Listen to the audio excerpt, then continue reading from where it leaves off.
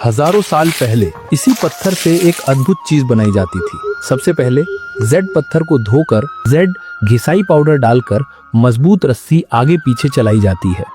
धीरे धीरे एक सीधी रेखा उभरती है। रेखा गहरी होने पर हल्का प्रहार और पत्थर नियंत्रित तरीके से अलग हो जाता है। अब घिसाई शुरू होती है। रेत और पानी के साथ सतह को चिकना किया जाता है। धीरे धीरे जेड की प्राकृतिक चमक बाहर आती है। दूसरी ओर सिनाबार अयस्क को हथौड़े से तोड़कर पत्थर की ओखली में कूटा जाता है। इसके बाद धोने की प्रक्रिया शुरू होती है। पानी में घुमाने से भारी कण नीचे बैठते हैं और हल्की अशुद्धियां अलग हो जाती हैं। फिर भारी कण को पानी में रख के अच्छी तरह पीसाई की जाती है। पीसाई के बाद ऊपर की महीन लाल परत ली जाती है और एक दिन तक छोड़ने के बाद ऊपर का पानी फेंक दिया जाता है और नीचे बचा लाल गाढ़ा पेस्ट को हवा में सूखने के लिए छोड़ दिया जाता है।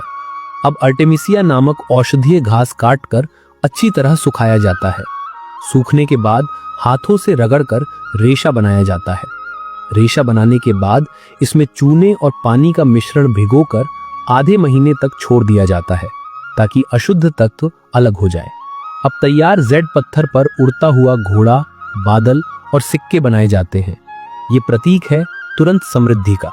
फिर घूमने वाली चक्की यंत्र से नक्काशी की जाती है। जेड को घुमाया जाता है और तीखे औजार से डिजाइन काटा जाता है।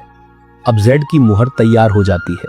इसके बाद अर्टेमिसिया रेशे जो आधे महीने के लिए रखा गया था, इसे अच्छी तरह धोकर उबाला जाता है।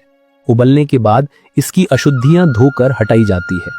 अब बारी आती है 8 रत्नों का मुहर लेप तैयार करने का।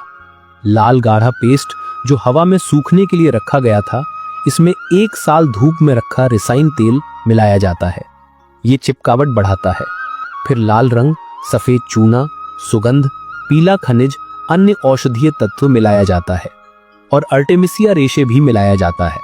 फिर इस लेप को 10 दिनों तक धूप में रखा जाता है और अब 8 रत्नों का मुहर लेप तैयार हो जाता है। अब जेड की मुहर पर 8 रत्नों का मुहर लेप लगाया जाता है और मुहर पर उजला कागज रख के दबाव दिया जाता है। लाल छाप उभरती है। घोड़ा, बादल, सिक्के और इस तरह जेड की पत्थर से एक अद्भुत कला बनके तैयार होती है। क्या आप जानते हैं, हजारों साल पहले जब अनाज नहीं होता था तो बांस के छिलकों से केक कैसे बनाया जाता था? सबसे पहले एक तेज चाकू से बांस की ऊपरी परत को धीरे धीरे निकाला जाता है। फिर इन छिलकों को 3 दिन धूप में सुखाया जाता है। 3 दिन बाद ये छिलके सूखकर हल्के और सुगंधित हो जाते हैं। अब मूंग दाल को 8 घंटे के लिए पानी में भिगोकर रखा जाता है। भीगने के बाद दाल को हाथ से रगड़कर इसका छिलका हटाया जाता है। अब जो अंदर का हिस्सा बचता है, इसे कहते हैं मूंग दाल का अंदरूनी भाग। अब इस दाल को बांस के स्टीमर में 3 घंटे तक पकने के लिए रखा जाता है। तब तक सूखे हुए बांस के छिलकों को पीसकर चूर्ण बनाया जाता है। इस चूर्ण को छानकर अलग रखा जाता है। अब पकने के बाद दाल को पीसकर गाढ़ा पेस्ट बनाया जाता है।